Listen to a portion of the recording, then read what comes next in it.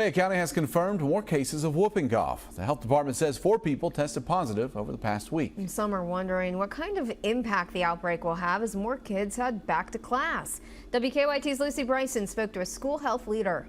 Back to school season is on the horizon. With a few weeks to go, many are ready to start the new year. But looming cases of pertussis in Lexington are causing some concern. Pertussis is not a pleasant thing, especially with young children, with those who are immunocompromised, and with older adults. At the end of this past school year, there were a handful of cases contracted within the Fayette County public school system. But Debbie Bowen, health services coordinator with the district, says she doesn't know if the illness will make its way back to school too. We have not seen this much pertussis probably in the 10 years I've been doing this job. Cases obviously continued over the summer.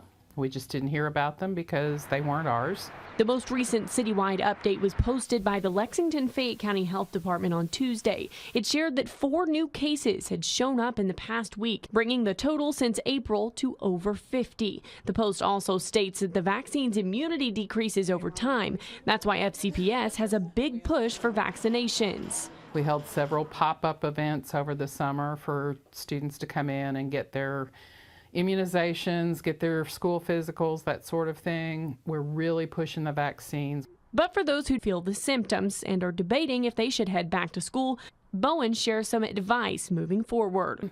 Obviously, if people are sick, especially with a fever, stay home. In Lexington, I'm Lucy Bryson, WKYT.